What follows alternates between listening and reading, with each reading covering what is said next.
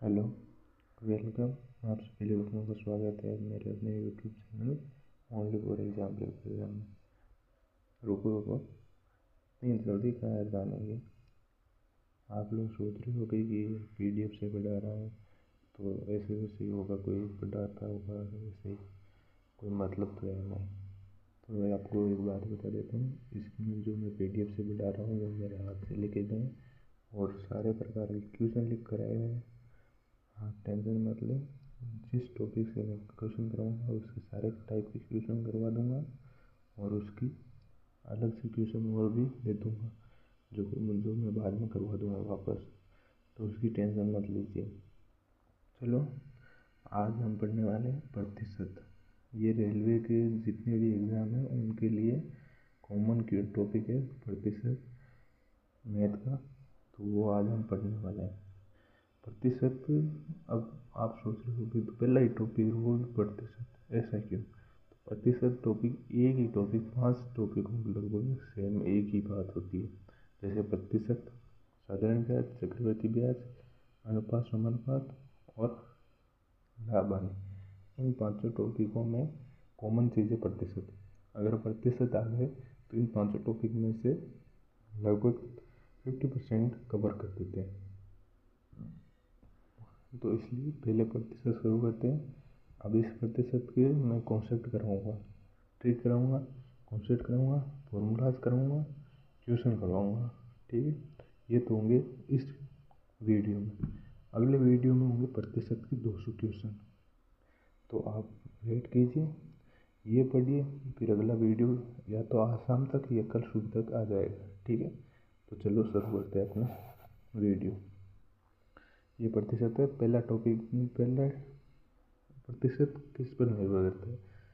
एक क्वेश्चन होता है प्रतिशत किस पर निर्भर करता है। लोग सोचते हैं कि कोई चीज़ पर या क्या है, कुछ पता नहीं होता। जो प्रतिशत निर्भर करता है वो 100 पर निर्भर करता है। प्रतिशत जिसके बटा में 100 वो प्रतिशत कहलाता है। ठीक है, चलो पहली ट्रिक है कि कुल अंक या पूर्णांक बराबर अंकों का अंतर अपॉन प्रतिशत का अंतर इंटू 100। अगर हमें कोई कुल अंक पूछ रहा है किसी चीज़ का, भाई राम ने पेपर दिया, उसमें से कुछ इतने नंबर आए, इतने पास हुए, इतने परसेंट से पास हुआ, तो इतने परसेंट पहले आए थे, उन दोनों का अंतर इतना नंबरों का है, तो कुल अंक कितने हैं।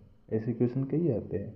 तो आपको उसके लिए ये ट्रिक लगानी है, भाई कुल अंक या पूर्णांक पूछ रहा है, अंकों का अंतर दिया हुआ, परसेंट का पर अंतर उसमें क्वेश्चन से निकाल सकते इंटू 100।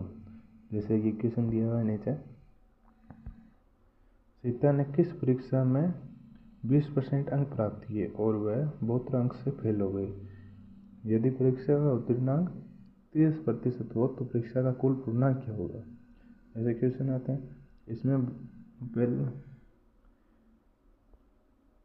इसमें आपको दिए हुए हैं, पहले तो ये याद रखने की चीज़ है, ऐसे ट्रिक आती रहती है।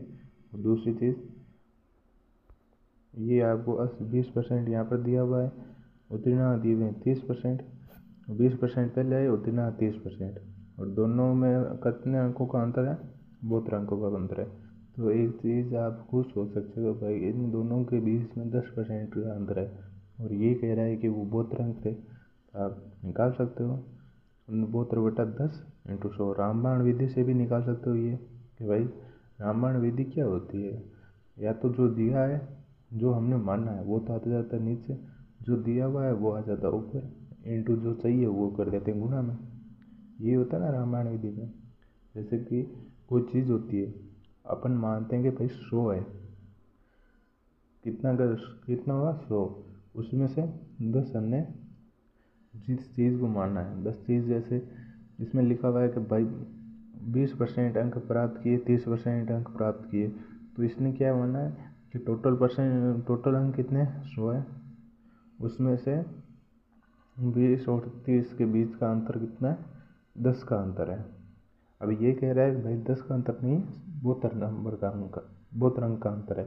तो ऊपर आ गया 72, हमने माना ही है 10 का अंतर है, नीचे आ गया 10, टोटल अपन ने क्या लिया था कि भाई 100 लिए थे, तो 100 से गुणा करा तो ये आ गए 720। ठीक है, चलो आगे बढ़ते हैं।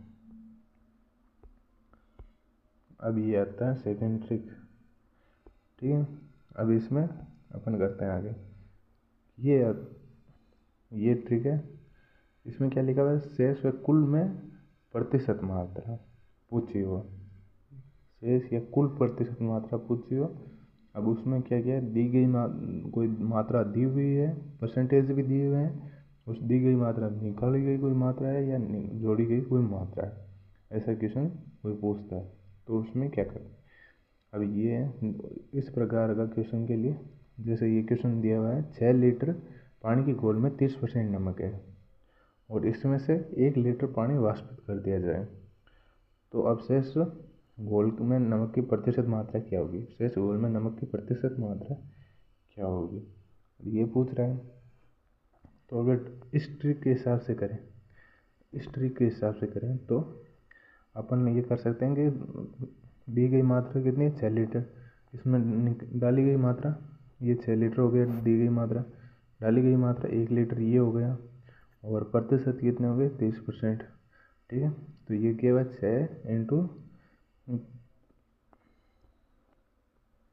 30 माइनस 6 माइनस 1। ठीक है, ये करके इसका मान आ रहा है 36। अगर इसको दूसरे तरीके से करें तो अपन क्या कर सकते हैं कि भाई इसमें नमक के घोल में नमक की मात्रा तो चेंज नहीं हो रही है पानी की मात्रा, किसकी मात्रा, पानी की मात्रा हो रही है। तो अपन एक काम करते हैं कि दोनों में नमक की मात्रा तो बराबर ही होगी, चेंज तो होगी नहीं, तो उसमें लिख सकते हैं कि भाई इसमें एक तरफ तो लिख सकते हैं नमक और दूसरी तरफ भी नमक लिख सकते हैं। ठीक है, अब इसमें क्या करेंगे कि भाई 6 लीटर की 30%, 6 इंटू 30/100, ये तो हो गया एक तरफ। ठीक है, दूसरी तरफ अपन कर सकते हैं, ये 1 लीटर पानी वाष्पित हो गया तो बचा कितना, 5 लीटर इंटू, अब परसेंट ही निकालना है तो x/100, ये कर सकते हैं। अब इसमें क्या करोगे आप खुद सोच सकते हो। अब ये कैलकुलेशन करोगे, आप कैलकुलेशन करके आप इसका आंसर निकालोगे तो टाइम लगेगा। मतलब ये 2 तरीका बता दिया इस क्वेश्चन का, आप इस क्वेश्चन को 2 तरीके से कर सकते हो। अगर यहाँ नहीं समझ में आ रहा है, ये चीज़ें आपको यहाँ नहीं समझ में आ रही है तो टेंशन ना लेने का, आगे मैंने इस प्रकार के क्वेश्चन और कराए हुए हैं तो वहाँ आपको पता चल जाएगा। ठीक है,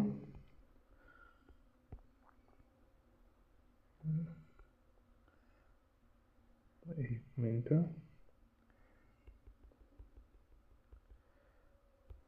ये हो गया। ठीक, ये मान आ गया 36%, और इस प्रकार से भी कर सकते हैं और अभी बताइए वो उस विधि से भी कर सकते हैं। अब चलो ये क्वेश्चन करते हैं। इसमें क्या दिया हुआ है कि ऐसे मान दिए हुए हैं। अब ये आप सोच रहे होगे कि ये सारे मानों का क्या वैल्यू है, क्या करना है क्या नहीं करना।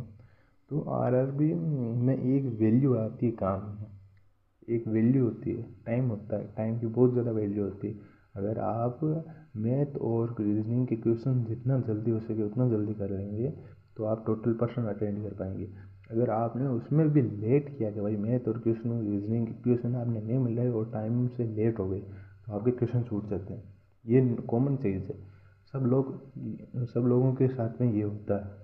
तो इसलिए आपको टाइम बिल्कुल एक एक सेकंड बचाना होता है, एक सेकंड भी आप उसमें ख़राब नहीं कर सकते। तो ये कुछ क्वेश्चन आते हैं, अब क्वेश्चनों में से उठाए हुए हैं ये चीज़ें। भाई कुछ क्वेश्चन ऐसे आते हैं जिसमें आपको उनको जो क्वेश्चन में दिया हुआ है उसको भी आपको आगे कैलकुलेट करना होता है कि भाई क्या चीज़ हो सकती है। तो उसके लिए जैसे अभी ये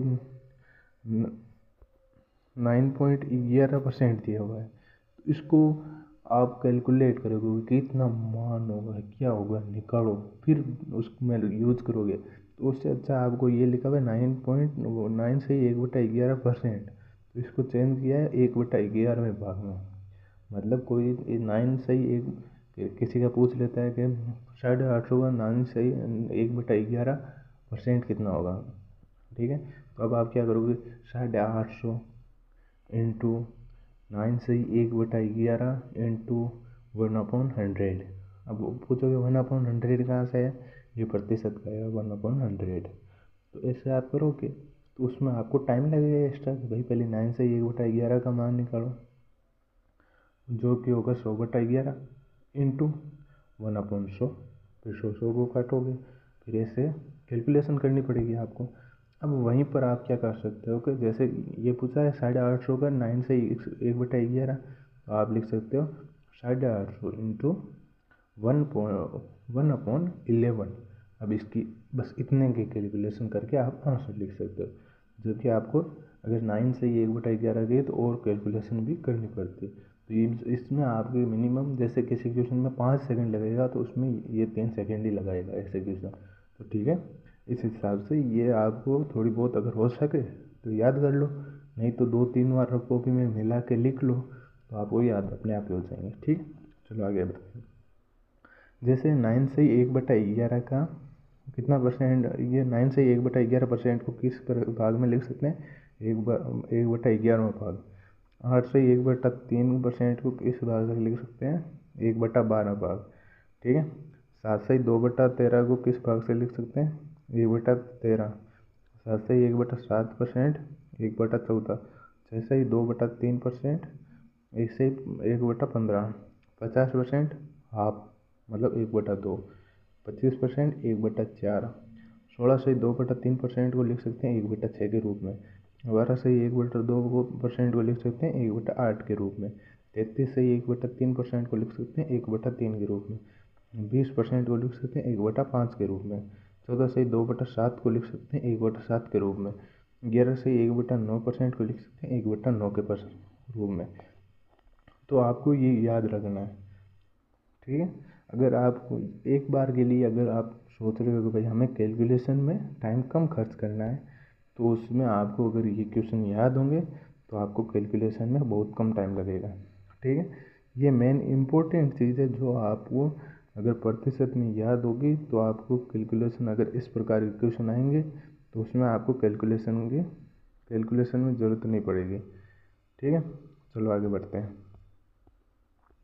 अब आपको मैंने बोल के समझाया था कि भाई बोलने से तो अगर किसी को भाई कोई वीडियो देख रहा है, पीडीएफ देख रहा है, तो उसको पता नहीं चलेगा कि भाई किस हिसाब से मैंने ये क्वेश्चन बताया था। तो आपको एक क्वेश्चन करा ही देते हैं, क्यों, सही। तो ये क्वेश्चन है, किसी संख्या का 7 से 1/7% 80 है, तो संख्या बताओ। अब संख्या का 7 से 1/7 संख्या दी हुई है, जो दी हुई है ना, वो तो उसका मान निकाला भाई, कैलकुलेट करके उसका 80 आया है। कोई संख्या जैसे x है, उसका 7 से 1/7% 80 है, तो ये लिखा हुआ है x इंटू 7 से 1/7 को लिखा हुआ 50/7, परसेंट को लिखा हुआ है 100, अब बराबर करा हुआ है 80। ठीक है, ये चीज़ें लिखी हुई है, फिर इसको कैलकुलेट करके इसका मान निकाला है, तो इसका मान आ रहा है 1120। अब दूसरी चीज़ अपन कर सकते हैं, जैसे ये इसमें दिया हुआ है 7 से 1/, यहाँ पर ये दिया हुआ है, यहाँ पर ये 7 से 1/7 का मान कितना, 1/14वां भाग। 7 से 1/7% कितना, 1/14वां भाग। तो ये सेकेंड मेथड में अपन डायरेक्ट लिख सकते हैं x सही 1/4 का एक्स का 7 से 1/7% को लिख सकते हैं x इंटू 1/14 बराबर 80। डायरेक्ट गुणा कराओ और मान आ जाएगा, ना तो कटापिटी करनी है कोई, ना कोई अलग करना है, डायरेक्ट आंसर आएगा। अब इसमें आप सोच रहे हो कि भाई कैलकुलेशन का कहाँ अंतर आ रहा है, तो जैसे ये इसमें आप देख सकते हो, जैसे 50 ऊपर 50 दिया है, नीचे 100 दिया है, कट करके यहाँ पर 1/2 होगा, फिर 2 को 7 से गुणा कराओ 14 हो जाएगा, फिर 1/14। तो ये इतना तामझाम करने की ज़रूरत पड़ रही है, वहाँ आप डायरेक्ट 1/14 लिख सकते हो, क्योंकि आपने डायरेक्ट मान निकाला हुआ है। तो आप यहाँ ये लिख सकते हो, तो टाइम इतना ख़राब नहीं होगा। ठीक है, चलो आगे बढ़ते हैं, नया क्वेश्चन करते हैं। और जैसे ये वह संख्या क्या होगी जो 850 से 40% अधिक है। अब कई सोच रहे होंगे कि ये तो नॉर्मल क्वेश्चन है, आप इसमें ऐसे ही कर सकते हैं कि जैसे 850 का पहले 40% निकालेंगे, फिर उसमें 850 और जोड़ देंगे तो हो जाएगा। तो आप सही कह रहे हैं, आप कर सकते हैं, उसका गलत नहीं है। वो 850 का पहले 40% निकालो, फिर उसमें 850 जोड़ दो, तो वो आ जाएगा मान। पर अपन कह रहे हैं कि भाई इसमें ऐसे भी तो कर सकते हैं ना, जो 850 है उसको तो 100 का 100 हो गया वो, अब 40% अधिक है तो 40 और जोड़ दो तो 140 हो जाएगा। अपन निकाल कितने में रहे हैं, 100 में से निकाल रहे हैं तो वो 100 हो जाएगा। तो ये 140/100 हो जाएगा। जो जो नीचे लिखा हुआ है, जैसे इसमें जो ये नीचे लिखा हुआ है 100, तो उसका मतलब है कि भाई आप निकाल किस में से रहे हो। अपन मान रहे हैं 850 है जो 100 है। अब आप, मैंने अभी रामायण विधि बताई थी ना आपको कि भाई हम मान रहे हैं 850 को 100, तो 850/100 कर लेंगे, ठीक है। और हमें निकालना है क्या है कि जो पहले 100 था वो 140 हो गया है, तो हमें 140 निकाल रहा है। तो अब 850/100 इंटू 140, तो भी 1190 आ जाएगा। ये रामायण विधि के तरीके से भी कर सकते हैं आपको, ये मैं बता रहा हूँ उस तरीके से भी कर सकते हैं कि भाई ये 40% अधिक है तो 140/100 कर दो, अगर ये 40% कम होता है तो 60/100 कर देते। ये 100 में से कम ज़्यादा कर सकते हैं, जिससे हमें कोई जोड़ बाकी भी करनी नहीं पड़ेगी, डायरेक्ट मान आ जाएगा इसका। जैसे ये अगला वाला क्वेश्चन है, वह राशि कौन सी है जो 540 रुपये से 30% कम है। तो 540 इंटू 70/100 बराबर 378। ये आप, चलो ये आपको क्वेश्चन बता दिया। अब आगे बढ़ते हैं। किसी संख्या का 25% कम और 25% घटाने, 25% में से 25 घटाने पर 25 शेष बचता है। ये देखो ये तीन चीज़ें कॉमन आ रही है तो 25, 25 और 25। जब ये तीन चीज़ें कॉमन आती है भाई 25, 25, 25 या 50, 50, 50, तीन चीज़ें इनमें, इस ऐसे क्वेश्चनों में जो संख्या दी हुई है वो सारी एक जैसी आती है, एक ही आती है। समझ में आया मैं क्या कहना चाह रहा हूँ। जैसे यहाँ 25 दिया हुआ, वैसे यहाँ 50 भी हो सकता है, 65 भी हो सकता है, 75 भी हो सकता है, 10 भी हो सकता है, 20 भी हो सकता है, 12 भी हो सकता है। ऐसे सारे मान कॉमनली तीनों में एक ही चीज़ लिखी हुई। ऐसा नहीं कि अलग अलग है, पहले में लिख दिया 10, दूसरे में 15, तीसरे में 20 लिखा हुआ है, वैसे नहीं चलेगा। तीनों में कॉमन चीज़ दी हुई हो तो उस क्वेश्चन का आंसर आंख बंद करके भी आप 200 लिख सकते हो, ठीक है।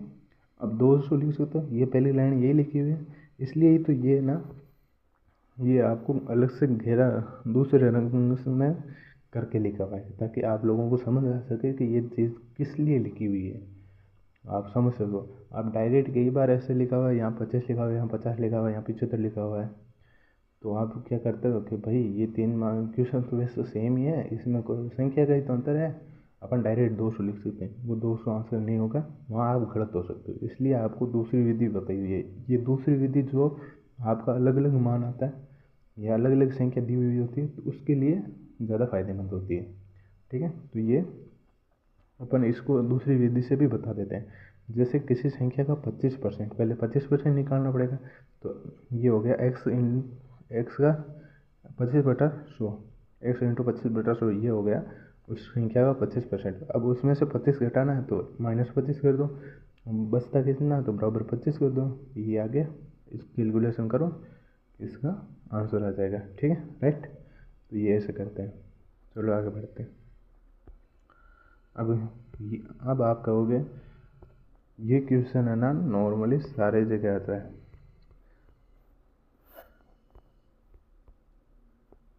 क्या हो रहा है, इम्पोर्टेंट क्वेश्चन है।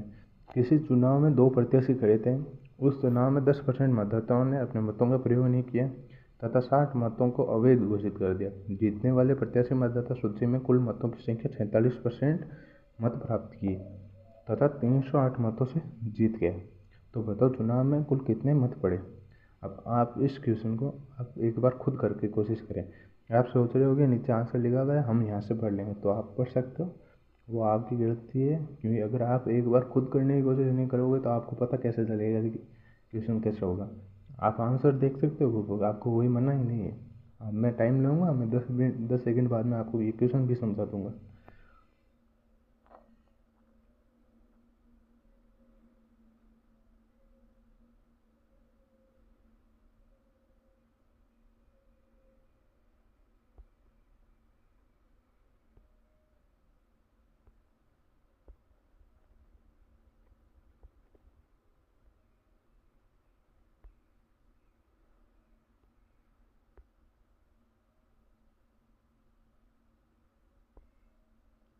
चलो शुरू करते हैं क्वेश्चन।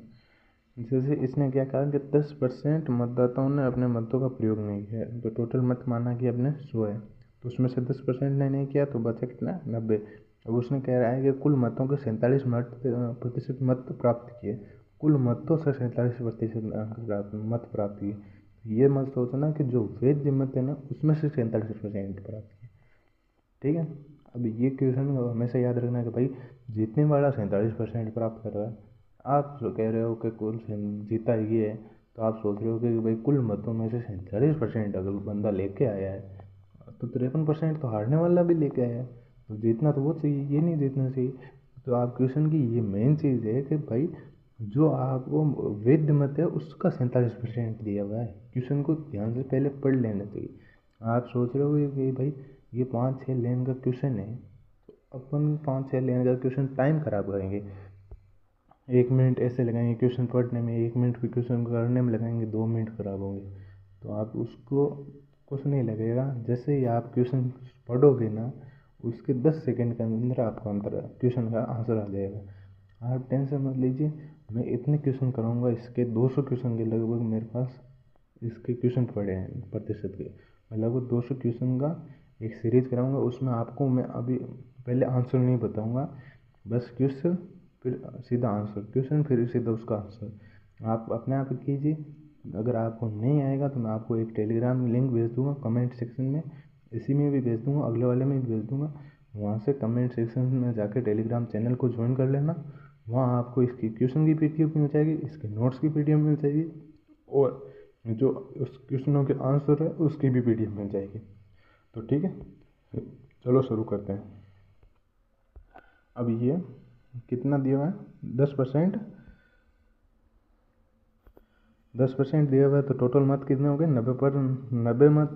अगर माना कि 100 मत है तो टोटल मत 10 दिए हुए हैं, 10 अवैध मत है, मतलब मत दिए ही नहीं है किसी ने, तो 10 निकाल लो तो बचे कितने, 90 मत। 90 मत में से 47 मतों से जीतता है वो, तो बाकी बचे कितने मत, वैध मत कितने बचे, 43। तो ये हो गया कुल परसेंट कितने, 90%। उसमें से 47% तो जीतने वाले ले गया, 43% हारने वाला, ठीक है। ये हो गए। अब कितना का, ये क्या कह रहा है कि 308 मतों से जीता और 60 मत अवैध थे, तो इसमें अंतर कितने का, 47 और 43 में अंतर कितने का, जीतने और हारने वाले में 4% का अंतर है। ये चीज़ आपको समझ में आई, ये 4% का से 47 और 43 में से घटाएंगे, 47 में से 43 घटाएंगे तो 4% का अंतर आ रहा है। अब ये जीत रहा है 308 मतों से, उसमें से 60 मत तो अवैध है, मतलब गलत तरीके से दिए गए, तो वो तो काउंट ही नहीं होने चाहिए ना, वो तो काउंट ही नहीं होगी ना। तो इसमें से 308 में से 60 घटा लेना है, तो बचेंगे कितने, 248। अब 248 तो 4% 248 पे, तो अपने को निकालना क्या है, 90, कुल वैध मत निकालने, तो वैध मत कितने, 90%। अब अपन ने, मैंने पहले रामबाण विधि बताई थी ना कि दिया हुआ है तो 248 है, पर हम कह रहे हैं वो तो 4 था, ये आ गया। दिया हुआ है 248, हम कह रहे हैं वो तो 4 था, और ये जो 90%, 90 हमें निकालना है, तो 248/4 इंटू 90, तो इसका मान आ जाएगा। अगर यहाँ पर टोटल कितने मत थे वो निकालना होता, तो उसमें 100 से गुणा करा देते हैं।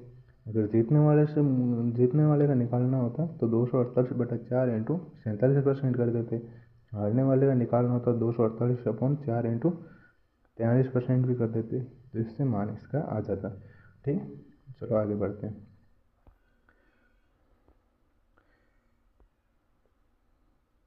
और ये क्वेश्चन, इसमें ये ट्रिक आपको पढ़नी है। जैसे कोई कमी या परसेंट में वृद्धि करने के लिए कितने परसेंट की कमी करें या कितना परसेंट की वृद्धि करें, जो पीछे कमी और वृद्धि दी हुई है, तो ये क्वेश्चन में एक कमी और वृद्धि दी हुई है, तो उसमें कितना परसेंट की कमी होगी या कितना परसेंट की वृद्धि करने पर ये मान आएगा वो बताना है, तो इंटू 100। तो चलो आगे क्वेश्चन, इस प्रकार के क्वेश्चन करेंगे तो आपको ये अच्छे से समझ में आ जाएगा कि ये ट्रिक कैसे यूज होगी। जैसे ये राम का वेतन मोहन के वेतन से 25% अधिक है, तो बताओ मोहन का वेतन राम के वेतन से कितना परसेंट कम है। अब आपने क्या माना कि भाई मेरे पास मोहन का वेतन है जो 100 है, राम का वेतन क्या होगा 125, ठीक है, क्योंकि राम का वेतन तो मोहन के वेतन से 25% अधिक है, हमने 100 माना है तो 100 का 25% तो होगा 25। अब राम का वेतन 25% अधिक है तो ये हो जाएगा 125। अब बता पूछ रहा है कि मोहन का वेतन राम के वेतन से कितना कम है, तो मोहन का वेतन राम से कितना कम है, 25 का कम है, तो 25 नीचे। अब क्या पूछ रहा है, किसके वेतन से कम पूछ रहा है, राम के वेतन से, तो राम का तो नीचे आएगा ना बटा में। अगर यहाँ मोहन का पूछता तो 100 तो वैसे ही थे पीछे, तो यहाँ आएगा नीचे 125। अब पता चला ये 125 कहाँ से आए, क्योंकि 125 इस क्वेश्चन से आए हैं कि राम का वेतन मोहन का वेतन राम के वेतन से निकालना है, ना कि अब कोई कहते हैं ना कि 400 में से 300 नंबर आए हैं, 400 में से ये एक वर्ड होता है से, जिससे निकालना होता है ना वो वर्ड होता है से, तो उसको बटा में ही रखते हैं हमेशा। तो ठीक है, इसमें आ गया 25/125 इंटू 100 बराबर 20, ये आ गया। अब दूसरी सेकंड विधि, अब ये सेकंड विधि है जो आपको ऊपर क्वेश्चन दिया हुआ था उसी हिसाब से, जो क्वेश्चन दिया हुआ था उसी हिसाब से, और ये विधि लगी अपन ट्रिक लगाते परसेंट की कमी। अब कितनी कमी या वृद्धि हुई, जो अपन कमी या वृद्धि अपन 100 प्लस माइनस कमी या वृद्धि इंटू 100। अब ये कमी कौन सी पूछ रहा है, अब ऊपर लिखा हुआ है कि कितना परसेंट की कमी हुई, तो यहाँ पर कमी लिख दिया कि कमी निकालनी है। ऊपर दिया हुआ है क्या कि वृद्धि थी पहले, तो वृद्धि में हमेशा पॉजिटिव होगा और कमी में हमेशा नेगेटिव लगेगा 3, ये हमेशा याद रखना। तो ये वृद्धि में तो 25 आ गया। अब 100 में से अगर कमी होती तो -25 होता, और यहाँ पर वृद्धि दी हुई है तो 100 प्लस 25 हो गया, फिर इंटू 100, इसका मान निकाल के कैलकुलेशन करके 20% आ गया। तो ये दोनों तरीक़ों से आप निकाल सकते हैं। चलो आगे बढ़ते हैं। अब आता है ये क्वेश्चन, आप सोच नहीं सकते कि प्रतिशत के नॉर्मली क्वेश्चन ये आते हैं, ये सारे क्वेश्चन है ना प्रतिशत में पूछे जाते हैं नॉर्मली, हर पेपर में मिल जाएंगे आपको, चाहे आप राजस्थान के रिलेटेड एग्ज़ाम में पूछ लो, चाहे आप रीट से रिलेटेड एग्ज़ाम में पूछ लो, चाहे आप इंडियन जीके के इंडियन में जैसे एसएससी के एग्ज़ाम होते हैं उनमें भी ये इस प्रकार के क्वेश्चन पूछ लेते हैं, ये रेलवे में ऐसे प्रकार के क्वेश्चन पूछ लेते हैं। जैसे वो एक तो मत वाला हुआ, वो क्वेश्चन लगभग आता है, और ये हुआ चीनी वाला जो गृहिणी के खर्चे के रूप में रिलेटेड रहता है, ये आते हैं क्वेश्चन, तो ये नॉर्मली पढ़ना चाहिए, ऐसे क्वेश्चनों को सारों को याद रखना चाहिए। तो जैसे अब चीनी के भाव में 20% की वृद्धि हो जाने पर गृहिणी की खपत में कितने % की कमी हो, ताकि उसके खर्चे में केवल 8% की वृद्धि हो। अगर अपन कॉमनली अपने तरीके से करना चाहते हैं तो माना कि पहले गृहिणी का खर्चा कितना था, 100 रुपये, ठीक है, खर्चा 100 रुपये था, उसमें 20% की वृद्धि हुई तो हो गया 120, ठीक है। अब ये कह रहा है कि मेरे को वृद्धि केवल 8% की करनी है, तो टोटल कितने का होगा 108, ठीक है। अब इसने क्या पूछा कि कितने % की कमी करें ताकि वो उसका मान 8% की वृद्धि हो, तो 120 में और 108, 120 और 108 के बीच में अंतर कितने का है, 12 का। अब करने में किस में से कमी करनी है, 120 में से, तो 12/120 इंटू 100, तो कितना % कमी आ रही है, 10% कमी आ रही है। अब लगाते हैं इसमें ट्रिक, ये है इसकी ट्रिक, आप अगर आपको याद रहे तो कर सकते हो। खपत में प्रतिशत कमी, कितना प्रतिशत कमी करें, अब इसमें 100 plus minus B upon 100 plus minus A into 100, यहाँ बी ये जो सेकंड मान है प्रतिशत का मान, 2% के मान दिए होंगे उसका सेकंड मान ये है, बी फर्स्ट मान के लिए ए आ रहा है। जैसे पहले वृद्धि हुई उसका ए है, और सेकंड में जो वृद्धि करना चाहता है या जो वृद्धि होगी वो बी है। तो इसमें ये मान लगाया, इसने ये मान लगा के किया हुआ है खपत में % की कमी 100 plus minus B upon 100 plus minus A into 100। अब इसमें कैलकुलेशन किया 100 प्लस अपॉन 100 प्लस 20 गुणा 100, अब ये करके मान निकाला हुआ इसने कमी 10%। आप अगर लॉजिकली आप अगर क्वेश्चन करना चाहते हो तो आप क्वेश्चन इस प्रकार से कर सकते हैं जैसे कोई ट्रिक बताता है कि भाई हाँ, ट्रिक किस लिए बताई जाती है कि आपका टाइम कम खर्च हो। तो अगर लॉजिकली आप इसमें से ऐसे करेंगे तो टाइम तो कम खर्च होगा, पर आपकी समस्या ये हो जाती है कि भाई कई बार कन्फ्यूज़न हो जाती है। जैसे इसमें कर देते हैं कई लोग 12/108, जो ये कैलकुलेशन है, ये नीचे वाली यहाँ कर देते हैं 12/108। उनको जल्दबाजी में पता नहीं चलता, वो 12/108 कर देते हैं, जबकि ये क्वेश्चन कह रहा है कि 12/120 ही करना है आप, ना कि 12/108 करना है। आपको समझना होता है क्वेश्चन क्या कह रहा है। तो आपको इसलिए ये ट्रिक तो बहुत लेंथी है। आप सोच रहे हो कि ट्रिक बहुत सरल है, क्योंकि ट्रिक अभी इसमें आपने आप खुद देख लिया कि भाई आपने 100 में से जोड़ घटाया है, तो 100 से जोड़ कम ज़्यादा करोगे तो मान तो ऐसी संख्या आएगी जिसको डायरेक्ट कट करना कई बार मुश्किल भी हो जाएगा।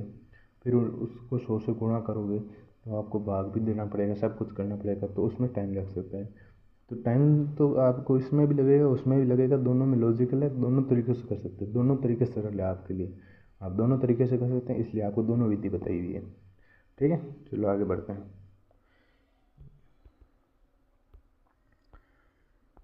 अब करते हैं ये क्वेश्चन। किसी सिनेमा हॉल में टिकट दर में 20% की कमी कर दी जाती है तो दर्शकों की संख्या में 30% की वृद्धि हो जाती है। अब सिनेमा हॉल की आय पर क्या प्रभाव पड़ेगा। अब आप एक नॉर्मल चीज़ सोचो कि आय किस पर निर्भर करती है, टोटल आय किस पर निर्भर करेगी। तो सिनेमा हॉल में कितने लोग आए और उसकी आय, टिकट की संख्या क्या है ना, मतलब रुपए कितने लग रहे हैं, एक टिकट के कितने रुपए लग रहे हैं और कितने लोग आए, दोनों से गुणा कराओगे तो आय निकल जाएगी उसकी। तो ये चीज़ आप ऐसे भी कर सकते हो। 20% की कमी कर रहा है तो 100 में से 20 घटाएंगे तो 80। माना कि 100 टोटल 100 रुपये है, तो 100 में से 20 घटा रहे हैं तो आपके पास आ रहे हैं 80, और फिर 100 में से 30 घटा रहे हैं तो आपके पास आ रहे हैं 70। तो 80 इंटू 70 करना है, ठीक है, अपॉन 100। टोटल आर कैसे कितने में से 100 में से आ रहे हैं तो अपॉन 100 करना है। अब ये एक तरीके से विधि के रूप में भी काम करेगा, ये विधि के रूप में काम कर रहा है। आप इसको याद, ट्रिक के रूप में काम कर रहा है, आप इसको याद भी रख सकते हो।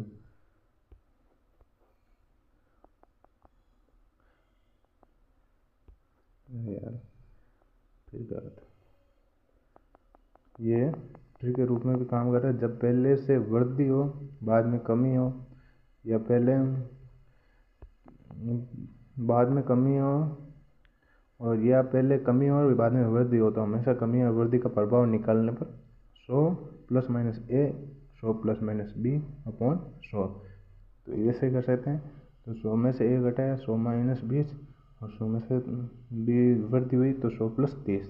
और फिर हाँ, इसमें ये जो 100 प्लस माइनस ए, 100 प्लस माइनस कमी या वृद्धि करते हैं ना, तो उसमें हमेशा याद रखना कि कमी के लिए माइनस होगा और वृद्धि के लिए प्लस होगा, ये चीज़ कॉमन है। तो इसको बार बार भूलने की ज़रूरत नहीं है, मेरे को बार बार बताने की ज़रूरत नहीं है। कोई अगर वस्तु डाली जाती है, अगर उसमें 100 में से डाली गई है तो उसमें जोड़ना है आपको 100 प्लस करना है, और कोई वस्तु निकाली गई है तो उसमें 100 माइनस करना है। तो आप पर निर्भर करता है। आपको मैं बताता तो चलूँगा, उसमें तो कोई प्रॉब्लम नहीं है, मेरे को बताने में क्या जा रहा है, पर आपको मैं नॉर्मली बता देता हूँ कि ये चीज़ होती है। तो आगे बढ़ते हैं। 100 प्लस माइनस ए, 100 प्लस माइनस बी अपॉन 100। तो ये आगे कैलकुलेशन 100 माइनस 20, 100 प्लस 30 बटा 100, तो 80 इंटू 130 बटा 100 बराबर 104। 104 माइनस 100 बराबर 4%। ठीक है, ये तो हो गया इसका क्वेश्चन का सॉल्यूशन। चलो आगे क्वेश्चन बढ़ते हैं। अब आता है ये, अब इसमें आपको ये क्वेश्चन आपको मैं 2 तरीक़ों से करके बता दूंगा। तो चलो आपको ये क्वेश्चन बताते हैं कि कैसे होता है। किसी वृत्त की त्रिज्या में 20% की वृद्धि कर दी जाती है, तो बताओ अब उसके क्षेत्रफल पर क्या प्रभाव पड़ेगा। ये चीज़ आप जैसे ये लिखा हुआ ना, क्षेत्रफल पर प्रभाव, ये इसमें ये तो वृत्त का दिया हुआ है, आपको पूछ सकता है आयत में भी, आपको वर्ग में भी पूछ सकता है, और कई जगह पूछ सकता है कि भाई क्या प्रभाव पड़ेगा। तो आपको ऐसे क्वेश्चनों को करना आना चाहिए। तो इसमें जो ट्रिक लिखी हुई है, आपको वृद्धि के प्रभाव निकालने के लिए 100 प्लस माइनस ए, 100 प्लस माइनस बी अपॉन 100 ये दिया हुआ है। अब 100 प्लस माइनस ए, जो पीछे लिखा, पीछे बताया मैंने कि 100 प्लस माइनस वाला जो पिछले ट्रिक बताई, तो आप उसमें कहोगे यार इसमें तो एक ही चीज़ दिया हुआ है, 1% दिया हुआ है, 20%, तो अब हम परसेंट अलग अलग तो दिया हुआ नहीं है, तो इसमें आप ये विधि कैसे लगाओगे। तो आप एक चीज़ यहाँ पर लिखी हुई पढ़ रहे हो कि क्षेत्रफल पर प्रभाव। अब क्षेत्रफल होता है जो दो चीज़ों से होता है, ना कि चाहे एक चीज़ से। आप जैसे आयत का पूछोगे तो लंबाई चौड़ाई हो जाएगा, वर्ग का पूछोगे दो भुजाओं का गुणा हो जाएगा, वर्ग की त्रिज्या में आता है दो त्रिज्याओं का गुणन आता है ना, पाई आर स्क्वायर, आर स्क्वायर, तो आर स्क्वायर किसका होता है, दो त्रिज्याओं का गुणन ही होता है ना।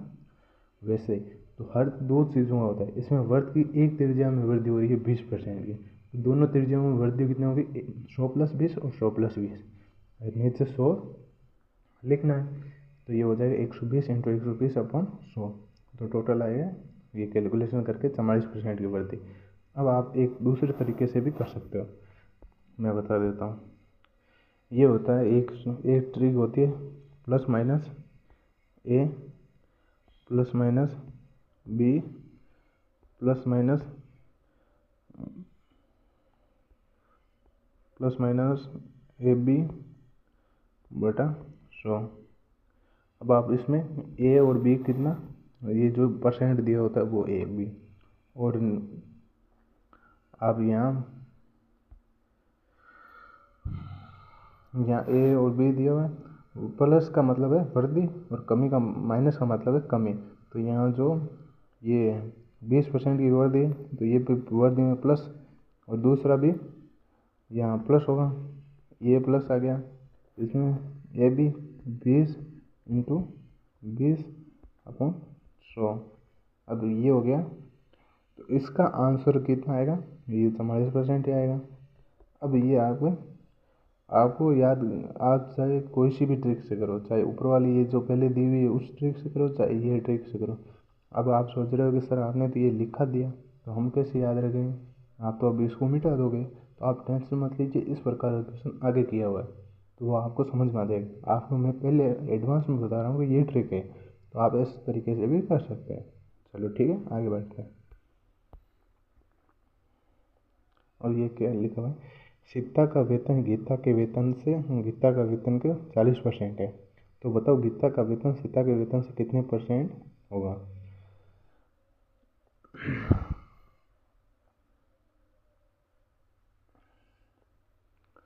सीता का वेतन गीता के वेतन से 40% है, तो बताओ गीता का वेतन। अब गीता का वेतन सीता के वेतन से 40% मतलब गीता का वेतन है जैसे 100 रुपये, तो सीता का वेतन कितना होगा, 40 रुपये। अब माना है आपने गीता का वेतन तो 100 रुपये है, तो सीता का वेतन होगा 40 रुपये। अब आगे बढ़ते हैं, तो हमने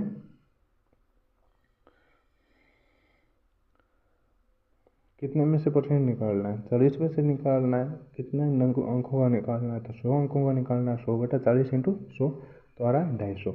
अब कई लोग महान विद्वान लोग दिमाग लगाएंगे, भाई 250 लिखा हुआ है, अब अपन ने क्या करना है, वर्दी है तो 100 तो ये कट जाएंगे, और 50 और बच रहा है, तो 50% की वृद्धि हो रही है। तो आप इतना दिमाग मत लगाइए, पहले क्वेश्चन पढ़ लीजिए, क्वेश्चन में क्या लिखा है। आपको अगर क्वेश्चन में पूछ रहा है कि कितने परसेंट की वृद्धि हो रही है, कितने परसेंट की कमी हो रही है, उस समय आप ये दिमाग लगा सकते हैं। इसने में पूछ रहा है कि वो कितना परसेंट है, ना कि वृद्धि पूछ रहा है ना कमी पूछ रहा है, परसेंट पूछ रहा है, तो जो क्वेश्चन के परसेंटेज आ रहे हैं वो डायरेक्ट आंसर होगा, उसमें कोई कमी या वृद्धि नहीं बताना। ठीक है, तो ये 250 क्वेश्चन का आंसर आ रहा है। अब इसका सेकंड मेथड भी है, तो ऐसे क्वेश्चनों में आप ऐसे कर सकते हो कि भाई 100 × 100/परसेंटेज, परसेंटेज लिख दीजिए, आपका आंसर आ जाएगा। तो ये ट्रिक है, ठीक है। चलो आगे बढ़ते हैं। अब आती है ये नई ट्रिक,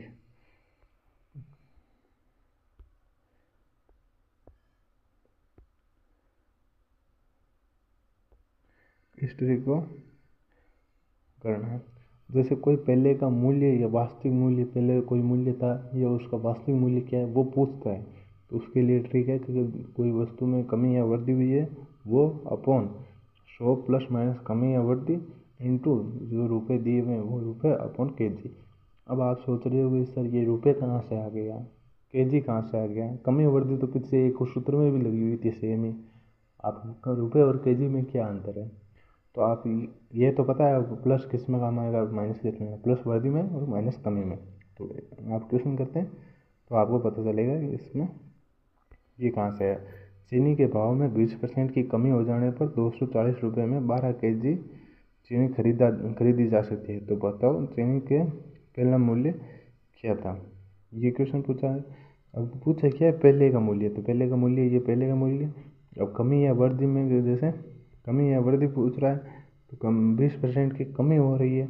रुपये पूछ रहा है तो 240 रुपये है, और केजी पूछ रहा है तो 12 केजी है। ये चीज़ सारी दी हुई है। लगाओ सूत्र में, कैलकुलेशन करो, आंसर आ जाएगा।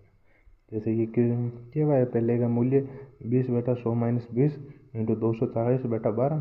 तो ये 20/80 इंटू 240/12 आ रहा है 5 रुपये। ठीक है। अब आप ये चीज़ बता रहा है कि पहले का मूल्य क्या पूछ रहा है, पहले का मूल्य।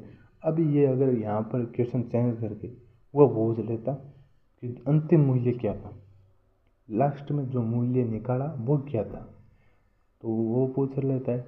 उसके लिए आपको आप ये निकालोगे कि पहले का मूल्य कितना है, 5 रुपये। अब 5 रुपये का 20% कितना होगा, 1 रुपये होगा। 1 रुपये 5 रुपये 5 रुपये 5 रुपये का 20%, ये देखो 5 रुपये का 20% कितना होगा, 1 रुपये। तो 1 रुपये की कमी हो रही है तो 5 में से 1 घटा लोगे तो आपको कितने बचे रहेंगे, 4 रुपये। मतलब अंतिम रुपये जो थे वो 4 रुपये थे। जो अंतिम में जो आप उस चीज़ वस्तु की कीमत लगा रहे थे वो 4 रुपये थी। आपको दो प्रकार के, इसी क्वेश्चन में दो प्रकार के क्वेश्चन पूछ सकता है। या तो पहले का मूल्य पूछ सकता है, या अंतिम मूल्य पूछ सकता है, या लास्ट का मूल्य पूछ सकता है। तो जो लास्ट का मूल्य होगा वो कैसे निकालते हैं वो आपको पता चल गया। चलो आगे बढ़ते हैं।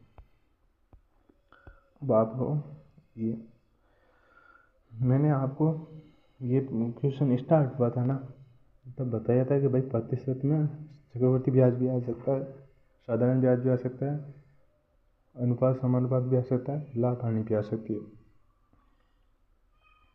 तो ये आ गया क्वेश्चन चक्रवर्ती ब्याज का। ये क्वेश्चन हो गया चक्रवर्ती ब्याज का। जैसे ये किसी वर्तमान मूल्य का 30,000 है, इसमें से 10% की वृद्धि हो जाती है। तो बताओ 3 वर्ष प्रतिवर्ष 10% की वृद्धि हो जाती है, तो 3 वर्ष बाद इस मकान का मूल्य क्या होगा। अब ये आ गया, आप सीधा देख सकते हैं ये चक्रवर्ती ब्याज का क्वेश्चन है, क्योंकि ब्याज पर ब्याज लगवा रहा है ये। 10% की वृद्धि पहले साल होगी, उसके बाद में और 10% की वृद्धि होगी, उसके बाद में और 10% की वृद्धि होगी। तो ये ब्याज पर ब्याज लग रहा है। ये चक्रवृद्धि ब्याज के तरीके से कर सकते हैं। जैसे ये इसका सूत्र है कि भाई अंतिम मूल्य बराबर प्रारंभिक मूल्य इंटू 1 ± R1/100, 1 ± R2/100, 1 ± R3/100। अब आप सोच रहे हो कि भाई अगर यहाँ 5 वर्ष लिखा होता तो क्या करते हैं, तो यहाँ और लिख देते 1 ± R4/100, 1 ± R5/100। तो जितने वर्ष दिए होंगे उतने हिसाब से इसको प्रतिवर्ष को जोड़ना है, 10% की वृद्धि को जोड़ना है। ये यहाँ पर कमी दी होती तो यहाँ माइनस आ जाता, वृद्धि दी है तो यहाँ प्लस आ जाएगा। ठीक। तो अब आगे क्वेश्चन किया हुआ है, अंतिम 30,000, 10% की वृद्धि तो 110/100, 110/100, 110/100, तीनों का गुणा करा के डायरेक्ट मान निकाल दिया। तो ये तो हो गया क्वेश्चन। इस प्रकार के क्वेश्चन चक्रवृद्धि ब्याज वाले टॉपिक में ज़्यादातर मैं अच्छे से करवाऊंगा और ज़्यादा अच्छे से। ठीक है। चलो आगे बढ़ते हैं। अब आता है हरि का वेतन सोहन के वेतन से 10% कम है, और सोहन का वेतन मोहन के वेतन से 25% अधिक है। यदि मोहन का वेतन 2400 रुपये है तो बताओ हरि का वेतन कितना होगा। अब आप कई दिमाग लगाओगे तो भाई हम सोहन का वेतन ही 100 रुपये लिख सकते हैं, क्योंकि सोहन का वेतन सबसे ज़्यादा किसका वेतन है, सोहन का ही है। आप वहाँ से 25% भी निकाल सकते हैं, 10% भी निकाल सकते हैं। आप ये सोच रहे हो, आप गलत सोच रहे हो। आपको क्या करना है कि जो मोहन का वेतन दिया हुआ है, जिसका वेतन अपन को दिया हुआ है उसी को ही मानना है। जैसे अभी मोहन का वेतन दिया है 2400 रुपये, तो अपन इसमें रामबाण विधि लगा सकते हैं कि भाई ये दिया हुआ 2400, हमने माना 100। अब किसका वेतन निकालना है उसका परसेंटेज निकालो पहले मोहन के आधार पर। तो मोहन का वेतन सोहन के वेतन से कितना सोहन का वेतन मोहन के वेतन से 25% अधिक है ये अधिक। ये सोहन का वेतन मोहन के वेतन से 25% अधिक है, तो लगाओ सोहन का वेतन कितना हो जाएगा 125। अब 125, अब इसमें क्या लिखा हुआ है, हरि का वेतन सोहन के वेतन से 10% कम है, तो सोहन का वेतन कितना 125। अब सोहन का वेतन 125 है, तो इसमें पहले आप दो तरीके से कर सकते हैं, आपको टाइम पर निर्भर करता है। मैंने आपको इक्वेशन आगे कराया था कैसे कि भाई 125 का पहले 10% निकालो, जो मान आएगा उसको 125 में से घटाओ।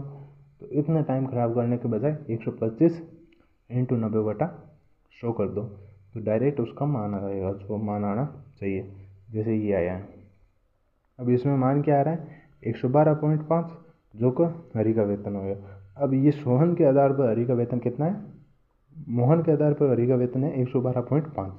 अब इसमें अपने को क्या दिया हुआ है, जैसे अपने को दिया हुआ है 2400 रुपये, किसका वेतन, मोहन का वेतन। हमने माना कितना 100 रुपये, तो 2400/100 इंटू हरि का वेतन कितना आया अपने के पास 112.5, तो गुणा कराओगे तो कितना मान आ रहा है 2700 रुपये। ठीक है, ये हो गया इसका। चलो आगे बढ़ते हैं। अब आप ये क्वेश्चन अब अपने मन से कर सकते हैं। मैं क्वेश्चन बता देता हूँ। अंकित अपनी आय का 20% खर्च करता है तथा शेष बचा लेता है। अब उसकी आय में 30% की वृद्धि हो जाए तो उसकी बचत में 20% की वृद्धि कर देते हैं, तो खर्च में कितने परसेंट की वृद्धि हो जाएगी। इस क्वेश्चन को आपको करना है। चलो आपको मैं 10 मिनट देता हूँ, आप आराम से कर लीजिए। पहले 10 सेकेंड हो, 10 मिनट नहीं। आप सोच रहे हो आप मैंने 10 मिनट का कह दिया, 10 मिनट वेट करोगे, नहीं 10 सेकेंड में आपको करना है। भावनाओं को समझो आप।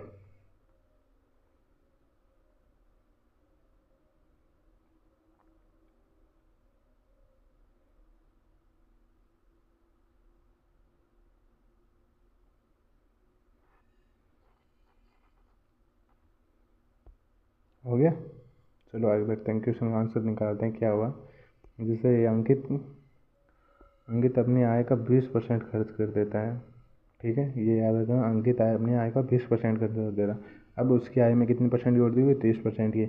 उसकी बचत में भी कितने परसेंट की वृद्धि होगी, ये लाइन याद रखो, उसकी बचत में भी 20% की वृद्धि होती है। ठीक है, तो खर्च में कितने परसेंट की वृद्धि होगी, अब ये निकालना है। चलो आगे बढ़ते हैं। ये हो गया। जैसे माना कि पहले अंकित की आय कितनी थी 100 रुपये, खर्चा कितना था 20 रुपये का, तो बचत कितनी हो गई 80 रुपये। अब वृद्धि कितनी हो गई, आय में वृद्धि हो गई 30% की, तो 130 आ गया। अब बचत कितना होगा, बचत में वृद्धि हो रही है 20% की। अब बचत में आप सोच रहे हो कि पूरी आय में 20% का बचत और हो रहा है, वो नहीं होगा। आपको क्या करना है, 1 मिनट आप करो।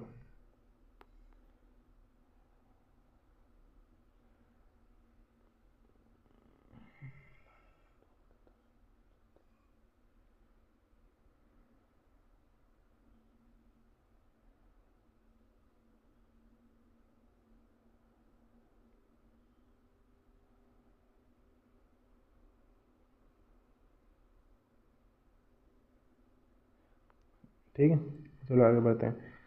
अब ये क्या कह रहे हैं, बचत में 20% की वृद्धि होती है, तो बचत कितना 80 रुपये पहले था, अब उसमें 20% मतलब 80 इंटू 120/100, तो मान कितना आ रहा है 96 रुपये। ठीक है, अब ये क्या कह रहा है, अपने को खर्चे में प्रतिशत वृद्धि बतानी है, यही कह रहा है।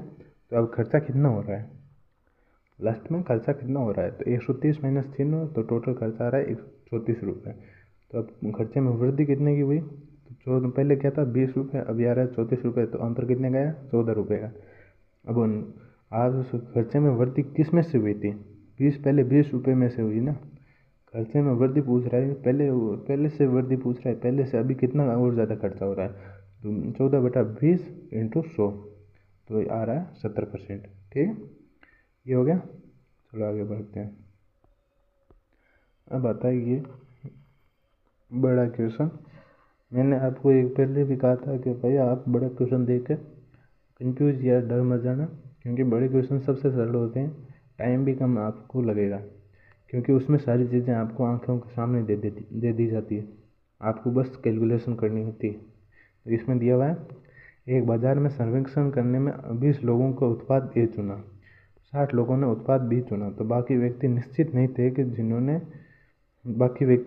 थे तो बी जिन्होंने उत्पाद बी चुना और जो अनिश्चित थे उनका अंतर है 720 रुपये। तो सर्वेक्षण में कुल कितने लोग थे?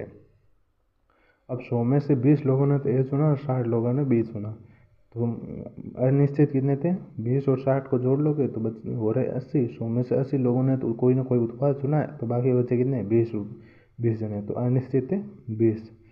ये हो गया। अब अनिश्चित 20 थे और बी उत्पाद चुनने वाले 60 थे। इसने क्या बी चुना और जो अनिश्चित थे उनका अंतर है 720। अगर हमने निकाला है उसमें बी चुना है 60 लोगों ने और अनिश्चित थे 20 लोग, 60 माइनस 20 करेंगे तो 40। अब ये कह रहा है कि उसका अंतर 720 है, हम कह रहे हैं उसका अंतर 40 है, तो 720/40 इंटू अपने को निकालना है ऑल टोटल लोग कितने थे सर्वेक्षण में, तो इंटू 100 कर देना, तो ये मान आ जाएगा 720/40 इंटू 100 बराबर 1800 व्यक्ति। ठीक है, ये कैलकुलेशन होगी। चलो आगे बढ़ते हैं। अब आता है ये इस प्रकार के क्वेश्चन। मैंने आपको पहले क्वेश्चन स्टार्ट हुआ पेपर मतलब जो टॉपिक आपको मैंने कराना स्टार्ट किया था प्रतिशत, उस समय मैंने आपको कहा था कि प्रतिशत साधारण ब्याज चक्रवर्ती ब्याज में भी आता है, प्रतिशत लाभ हानि में भी आता है, प्रतिशत औसत में भी आ सकता है, प्रतिशत अनुपात में भी आ सकता है। तो आप अपने हिसाब से ध्यान रखेंगे क्या करना है। अभी जैसे ये अनुपात में पूछ लिया, ये देखो ये अनुपात दिया हुआ है, अनुपात का मान निकालना है अपने को। क्यों? ये अनुपात का मान ही निकालना है ना। P माइनस क्यू का मान है 50, P माइनस क्यू का 50% बराबर होता है P प्लस क्यू का 30%। अब ये आप सोचेंगे P माइनस क्यू है, माइनस क्यू का मान तो कम होगा तो उसका 50% अधिक दे दिया, और P प्लस क्यू का परसेंट कम दे दिया, क्योंकि P प्लस क्यू का मान वैसे भी अधिक होगा, उसके बाद में उसका अगर परसेंटेज भी अधिक देते तो बराबर नहीं हो पाता, इसलिए परसेंटेज कम किया। चलो ये तो आगे की बात है, पहले अपन क्वेश्चन को सीधे तरीके से सोल्व करना सीखते हैं। तो ये दिया P माइनस क्यू का 50% का ये नॉर्मली आप जो ये का वर्ड है, किसी क्वेश्चन में अगर का वर्ड आता है तो नॉर्मली उसमें गुणा होता है उस चीज़ का। जैसे P माइनस क्यू का 50%, तो P minus Q into 50/100, P plus Q into 30/100। अब P माइनस क्यू और इसको कैलकुलेशन करोगे, इसका मान आएगा P माइनस क्यू P अनुपात क्यू बराबर 4:1। ये आ गया। अब दूसरी ट्रिक मैं बताता हूँ। अब जैसे P माइनस क्यू का परसेंट 50% और P प्लस क्यू का 30%। अब जो मान बड़ा है उस पहले बड़ा कौन सा मान होगा, P होगा कि Q होगा? आप खुद सोचो, अगर किसी में से कोई चीज़ घटा रहा है तो इसका मतलब बड़ा मान कौन सा होगा? बड़ी वाली चीज़, क्योंकि अगर छोटी वाली चीज़ अगर बड़ी होगी तो वो तो पहले ऑलरेडी माइनस में चला जाएगा, तो माइनस में तो यहाँ पर हो नहीं सकता, क्योंकि ये दोनों चीज़ें तो बराबर हो रही है। तो इसका बड़ा मान कौन सा होगा? P सबसे बड़ा होगा, Q सबसे छोटा होगा। अब अपन दूसरी चीज़ पर जाते हैं। ये जैसे 50 प्लस 30 कर लेते हैं एक तो, और 50 माइनस 30 कर लेते हैं। तो 50 30 प्लस 30 करोगे तो 80 आ जाएगा, 50 माइनस 30 करोगे तो 20 आ जाएगा, दोनों को जोड़ोगे टोटल 100 आ जाएंगे। ठीक है, ये तो हो रहा है, तो ऐसे कर लिया। अब इसमें सबसे बड़ा मान किसका है? P का, तो सबसे बड़ी जो परसेंटेज आ रहे हैं वो P की तरफ लिख दो और सबसे छोटा Q की तरफ। तो P का मान आएगा 80% और Q का हो गया 20%। अब P अनुपात Q बराबर 80% इंटू 80% अनुपात 20%। इसको कैलकुलेशन को सॉल्व करोगे तो इसका मान आ जाएगा आपको 4:1। तो ये इतना सरल है, आप आराम से इस तरीके से कर सकते हैं। उसमें आपको ज़्यादा कैलकुलेशन करनी पड़ेगी, इसमें आपको ज़्यादा कैलकुलेशन करनी पड़ती है, उसमें आपको कम कैलकुलेशन करनी पड़ेगी। ठीक है, चलो आगे बढ़ते हैं। अब आता है, किसी विद्यालय में लड़कों और लड़कियों का अनुपात 3:2 है। यदि लड़के 20% है, लड़कियां 30% छात्रवृत्ति लेने वाली हो तो छात्रवृत्ति न लेने वाले विद्यार्थियों का प्रतिशत कितना होगा? तो एक चीज़ आप इसमें डायरेक्ट कर सकते हैं। कि जैसे भाई ये तो अनुपात कितने का है, 3:2 का। तो अगर इसमें अपन अनुपात निकालने लगे कि भाई 3:2 किस हिसाब से निकालेंगे, टोटल संख्या निकालेंगे ना, इसमें टोटल संख्या दी हुई है तो अनुपात निकालोगे किस हिसाब से, किसका 3/2, आपको नहीं पता 3 अनुपात किसका है, तो आप डायरेक्ट कर सकते हैं। इसमें 3:2 दिया हुआ है, आप टोटल आप टोटल लिख सकते हो कि भाई टोटल स्टूडेंट है, जो टोटल स्टूडेंट की है अभी 3:2 है, तो 3+2 कर लो, तो ये कितना आ रहा है 5। तो माना कि टोटल विद्यार्थी है 5, उसमें से 3 लड़के और 2 लड़कियाँ, ये हो गए 3:2 हो गया ना। उसके अब सेकंड चीज़ इसमें लिखा हुआ है क्वेश्चन में 20% लड़के हैं और 30% लड़कियाँ, तो ये टोटल में से 20% लड़के नहीं हैं, लड़कों का 20% है, ना कि टोटल में से 20% है। आप क्वेश्चन को अच्छे से समझो, ये लिखा हुआ है कि 20% लड़के और 30% लड़कियाँ छात्रवृत्ति लेने वाले हैं। तो लड़के जो टोटल लड़के हैं ना उसका 20% और टोटल लड़कियाँ उसका 30%। तो अब ये क्वेश्चन कैसे किया हुआ है अपने, जैसे टोटल 5 है उसमें से 3 लड़के हैं तो 3/5, और उसमें से 20% लड़कों ने छात्रवृत्ति ली है। तो अगर आप संख्या निकालना चाहते हो तो 20 से गुणा करो। अगर छात्रवृत्ति न लेने वाले विद्यार्थियों को कराना चाहते हो तो 100 में से 20% घटाओगे तो 80% आएगा। तो छात्रवृत्ति न लेने वाले कितने हो गए लड़कों में, 3/5 इंटू 80%, और ये हो गया 2/5 इंटू 70%। अब दोनों में ये क्या कह रहा है, ये ना पूछ रहा है लड़कों में कितने परसेंट लोगों ने छात्रवृत्ति ना ली, ना लड़कियों का पूछ रहा है, इसने पूछा कि टोटल विद्यार्थियों में से। तो अब टोटल विद्यार्थी को कितना परसेंटेज हो रहे हैं, तो लड़कियों को पहले लड़कों का परसेंटेज निकाल लिया, लड़कियों का परसेंटेज निकाल लिया लगभग, इन दोनों को कंबाइन कर दिया क्योंकि परसेंटेज तो दोनों में हो रहा है ना, तो इन दोनों को कंबाइन कर लिया तो आंसर आ रहा है 76%। आप इस प्रकार से कर सकते हैं। चलो आगे बढ़ते हैं। मैंने पिछली बार कहा था ना, एक क्वेश्चन फिर से कराया था ना कि 100, ये इसमें आपको क्या कराया था, पहले ऊपर कमी या वृद्धि लिखी हुई थी, अपॉन कमी 100 प्लस माइनस कमी या वृद्धि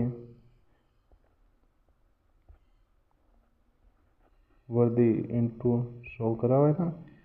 तो वो मैंने बताया था कि आपको आगे एक क्वेश्चन और कराऊंगा उसी हिसाब का, तो वो आगे ये क्वेश्चन आ गया।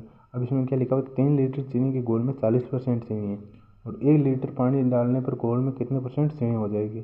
तो चीनी की मात्रा में कोई परिवर्तन नहीं हो रहा, वो किसकी मात्रा में परिवर्तन रहा है, पानी की मात्रा में। अब अपन क्या करेंगे, चीनी को कॉमन लेंगे कि भाई हमें तो चीनी निकालनी है, पानी से हमें कोई मतलब नहीं है क्योंकि चीनी हमारा एक ही है। तो चीनी दोनों तरफ बराबर होगी, तो 3 लीटर का 40% चीनी है तो 3 × 40/100 कर लिया बराबर। अब पर 1 लीटर पानी डाला है तो 3 1 4 लीटर। अब इसमें परसेंट निकालना है कितना परसेंट चीनी बची है, तो 4 × x/100, ठीक है। तो इसका मान आ जाएगा, कैलकुलेशन करोगे तब x का 30%, ठीक है। आगे बढ़ते हैं। अब ये सेम क्वेश्चन आ गया, चीनी या पानी में 12 लीटर घोल में 4% चीनी है, घोल को गर्म करने पर वाष्प करने पर 2 लीटर पानी उठ जाता है, तो शेष घोल में कितने परसेंट चीनी होगी। पिछला वाला क्वेश्चन कराया था, इसमें टोटल कितना है 12 का 4% चीनी है, तो 12 × 4/100, कॉमन क्या है चीनी है, तो कॉमन चीनी लेंगे, चीनी बराबर चीनी हो जाएगी। दोनों तरफ पहले वाष्प से पहले भी चीनी जितनी थी उतनी वाष्प के बाद में चीनी है, क्योंकि परिवर्तन तो पानी में हो रहा है ना कि चीनी में हो रहा है। तो 12 × 4/100 और वाष्पित कितना हुआ 2 लीटर पानी, तो 10 × x/100, एक्स का मान निकला 4.8% आ गया है, ठीक है। चलो आगे बढ़ते हैं। अब ये आगे एक और क्वेश्चन, दूध तथा पानी के 40 लीटर के मिश्रण में 10% पानी है, तो मिश्रण में कितना पानी और मिलाया जाए कि नए मिश्रण में पानी की मात्रा 20% हो जाए। अब आप सोच रहे होंगे कि भाई क्या करें, तो आपको इसमें क्या है कि दूध और पानी है, दो चीज़ है इसमें, दोनों चीज़ों में से कॉमन क्या चीज़ है, दूध है, दूध में कोई परिवर्तन नहीं हो रहा है, दूध था पहले जितना था उतना ही अभी है। पानी में परिवर्तन हो रहा है, पानी कितना मिलाना है वो बताता है। परसेंटेज पानी के दिए हुए हैं, ना कि दूध के दिए हुए हैं। तो एक चीज़ तो ये याद रखना है कि दूध के परसेंटेज नहीं दिए हुए हैं, पानी के परसेंटेज दिए हुए हैं। दूध जो जितना मात्रा दूध की पहले थी उतनी मात्रा दूसरे बार में भी है, दोनों चीज़ों में सेम चीज़ है। तो अपन क्या करेंगे, दूध के आधार पर निकालेंगे। 40 इंटू, अब ये दिया हुआ परसेंटेज जो 10% दिया हुआ पानी है, 10% पानी दिया हुआ है, तो 100 में से अगर 10% पानी है तो बाकी कितना बचेगा, 90/100। तो ये आ गया 90/100, 40 का 90%। और अगला वाला क्या क्वेश्चन किया गया है कि भाई 40 में से कितना पानी और मिलाया जाए, तो 40 प्लस एक्स, और दूध पानी की मात्रा कितनी हो जाएगी 20%, तो दूध कितना बचेगा 80%। तो 40 प्लस एक्स इंटू 80। तो ये क्वेश्चन सॉल्व करोगे तो इसका आंसर कैलकुलेटिंग के बाद में x बराबर 5 आएगा। आप ये अगर क्वेश्चन समझ में नहीं आया तो एक बार आप 10 सेकंड या 15 सेकंड रिवाइंड करें, पीछे करें, फिर वापस जो समझे है वो समझें। अगर उससे भी नहीं समझ में आए तो एक बार अपन क्वेश्चन वीडियो को रोक के अच्छे से क्वेश्चन पढ़ो, आपको अच्छे से समझ में आ जाएगा। क्योंकि ये क्वेश्चन आपके दिमाग पर बेस है। इसमें क्वेश्चन में आपको दो चीज़ें दी हुई है, दूध और पानी। इसमें आपको डिसाइड करना है कि कॉमन क्या चीज़ है। आप बताओगे कि उसमें कॉमन क्या चीज़ है, दोनों में क्या चीज़ सेम रह रही है, क्या चीज़ है जो इसमें परिवर्तन नहीं हो रहा, सिर्फ वो दूध है। तो ये चीज़ पहली चीज़ तो आपको यही पता चलेगी। दूसरी चीज़ में जो परसेंटेज दिए हुए हैं ना, वो परसेंटेज पानी के दिए हुए हैं, ना कि दूध के दिए हुए। और हम कॉमन चीज़ ले रहे हैं दूध, तो हमें निकालना किसका परसेंटेज है, दूध का परसेंटेज। दोनों में कॉमन दूध का परसेंटेज है, तो ये दूध का परसेंटेज लगाया हुआ है, ना कि पानी का लगाया हुआ है। तब ये आ रहे हैं 90/100 या 80/100, ये तब उसके कारण आ रहे हैं। ठीक है, चलो आगे बढ़ते हैं। आप कर लोगे, अगर आप वापस नहीं फिर भी नहीं समझ में आए तो वापस पढ़ लेना, आपको समझ में आ जाएगा अच्छे से। अब आगे बढ़ते हैं। मैंने एक क्वेश्चन कराया था पीछे 100, जिसमें आपको ये टेक्निक लगी थी 100 प्लस माइनस ए कोष्टक 100 प्लस माइनस बी अपॉन 100 किया हुआ था। आपको टेक्निक बताई थी जो वृत्त की त्रिज्या से रिलेटेड आपको टेक्निक बताई थी वो। अब उसको मैंने क्या कहा था कि आगे मैं बताऊंगा आपको किस तरीके और किस तरीके से कर सकते हैं। ये तो वो तरीका हो गया ट्रिक। अब दूसरी चीज़, दूसरा मेथड बताते हैं। जैसे आयत की लंबाई में 20% वृद्धि की जाए, चौड़ाई में 30% की, तो क्षेत्रफल क्या प्रभाव पड़ेगा, क्षेत्रफल पर। तो आयत का क्षेत्रफल क्या होता है, लंबाई इंटू चौड़ाई। माना कि लंबाई क्या है x, चौड़ाई क्या है y, क्षेत्रफल क्या हुआ z। अपन मान लेते हैं, कोई दिया हुआ नहीं है, अपन मान रहे हैं कि भाई लंबाई x है, चौड़ाई y है, और क्षेत्रफल है जो z है। अब x इंटू वाई बराबर z आ रहा है। अब ये क्या कह रहे हैं, x का लंबाई में 20% की वृद्धि, तो लंबाई का 20% की वृद्धि क्या होगी, x इंटू 120/100। ये भी आपको पहले ट्रिक में बताया हुआ है, या क्वेश्चन में बताया हुआ है कि भाई अगर वृद्धि डायरेक्ट वृद्धि निकालनी है तो उसमें 100 प्लस कर देते हैं, या कमी निकालनी है तो 100 माइनस कर देते हैं। किसी चीज़ की वृद्धि या कमी बतानी है तो 100 प्लस कर देते हैं या 100 माइनस कर देते हैं। तो ये हो गया x into 120/100 into Y into 130/100। अब जो x और y का गुणन है वो तो होगा क्षेत्रफल, पहले वाला क्षेत्रफल, तो ये पहले वाला क्षेत्रफल आ गया z। अब 120/100 इंटू 130/100 करोगे, गुणा करोगे, कटाओगे, तो आ रहा है 156/100। अब आप कहोगे कि 100 तो नीचे आया है तो प्रतिशत हो गया, तो 156%, वो नहीं होगा। अब इसमें यह पूछ रहा है कि कितना क्षेत्रफल पर क्या प्रभाव पड़ेगा। प्रभाव पड़ेगा तो उसमें वृद्धि या कमी होगी, क्या होगी, वृद्धि होगी या कमी होगी, उसको निकालना है। तो वृद्धि और कमी को निकालना है, तो जो 100 का पार्टिकल के रूप में अपन पूरा निकाल लेंगे। जो बचेगा 100 के अलावा जो बचेगा ना, वो अपने को कमी या वृद्धि होगी। तो इसमें क्या रहा है 156/100, तो पहले ही 100 अलग निकाल लिए, फिर बच रहा है 56/100, बच रहा है 56/100, तो प्रतिशत कितना आएगा, 56/100% आएगा।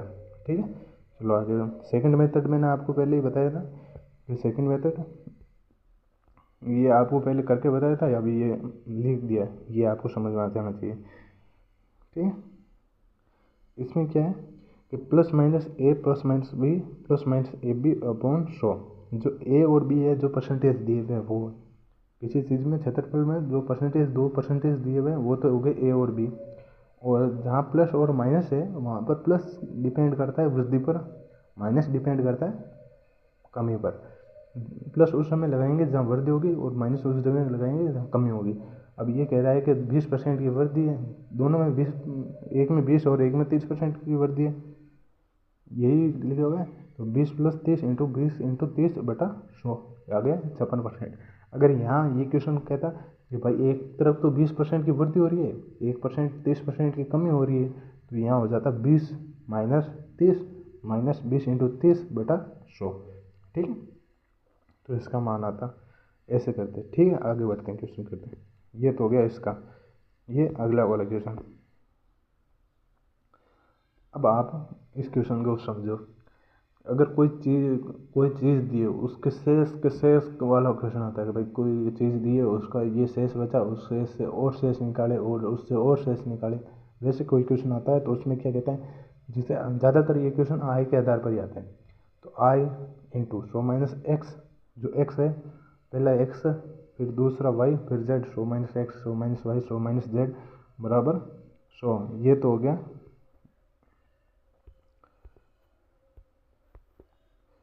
ये हो गई ट्रिक। अब इस ट्रिक को क्या किस तरीके से यूज लेते हैं, किस तरीके से आप समझ सकते हैं, वो अब इस क्वेश्चन में समझा दूंगा।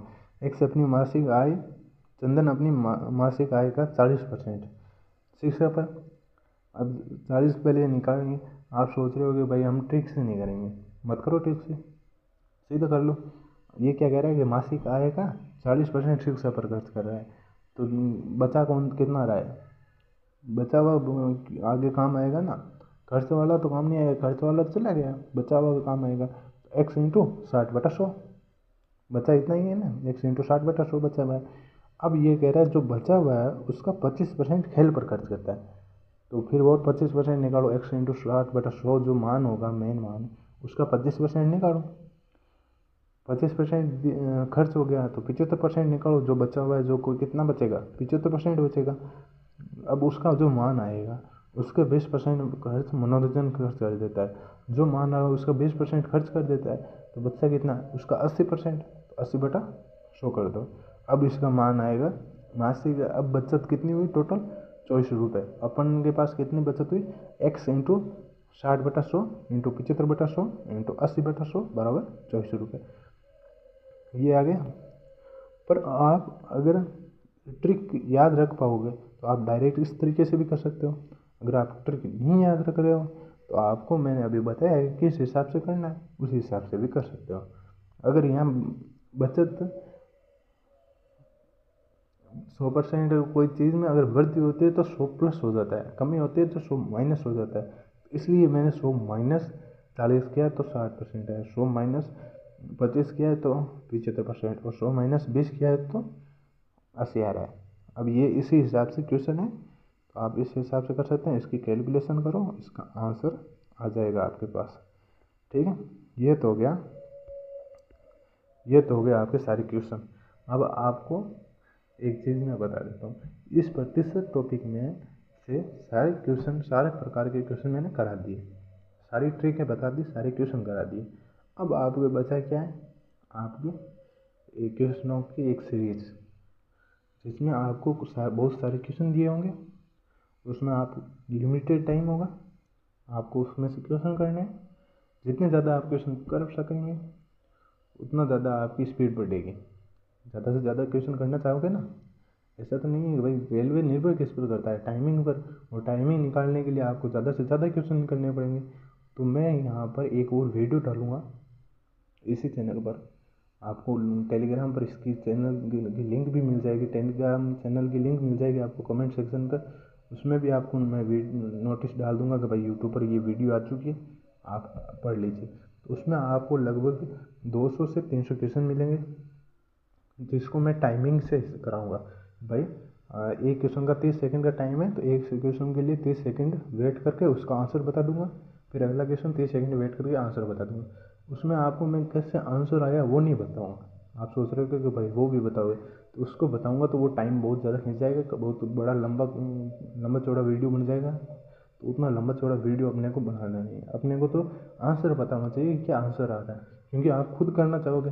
मैं तो आंसर क्वेश्चन करा दिए ना सारे प्रकार के, ऐसे तो नहीं है सारे प्रकार के क्वेश्चन नहीं करे, सारे प्रकार के क्वेश्चन करा दिए। तो उसमें क्वेश्चनों का आंसर किस हिसाब से निकलेगा, वो इन्हीं हिसाब से निकलेगा।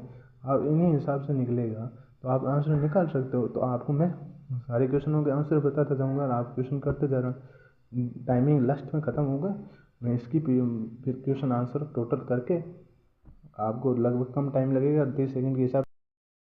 हाँ मैं कहाँ पर था कि मैं बता दूंगा भाई, एक क्वेश्चन में 30 सेकंड टाइमिंग है, आप क्वेश्चन पढ़ो उसको आंसर करो। तो आपको मिनिमम सेकंड होती है लगभग 1 मिनट या उससे कम में, जितना क्वेश्चन हो सके उतना कम मिनट में करना होता है। तो आपको मैं क्वेश्चन बता दूंगा कि भाई ये क्वेश्चन है, इसका टाइमिंग है आपके पास 1 मिनट। मैं वेट करूँगा 1 मिनट बाद में उसका आंसर बता दूंगा। अगर आपका आंसर सही है तो टिक कर लेना, आंसर गलत है तो गलत टिक कर लेना। मैं सारे क्वेश्चन एक बार करा दूंगा, आप सारे क्वेश्चन कर लेना। फिर उसके बाद में मैं जो उसकी PDF है वो टेलीग्राम पर डाल दूंगा। अभी ये जो नोट्स है उसकी भी PDF टेलीग्राम चैनल पर डाल दूंगा। जो आपको मैं क्वेश्चन कराऊंगा उनकी PDF भी टेलीग्राम चैनल पर डाल दूंगा। और जो उसके आंसर किए, मतलब जो कैसे आंसर आए हैं उसके, तो वो भी आपको टेलीग्राम चैनल पर मिल जाएंगे। तो वो सारे क्वेश्चन और सारे आंसर ना वहाँ से आप देख सकते हैं। फिर भी अगर आपको क्वेश्चन का आंसर समझ में नहीं आए तो डायरेक्ट आपको जो कमेंट सेक्शन है उसमें आप क्वेश्चन नंबर लिख देना, मैं उसका वीडियो बना के टेलीग्राम पर चैनल पर डाल दूँगा। तो आप डायरेक्ट वहाँ से देख सकते हैं। ठीक है, चलो थैंक यू, धन्यवाद। आप इस चैनल को सब्सक्राइब कर लेना।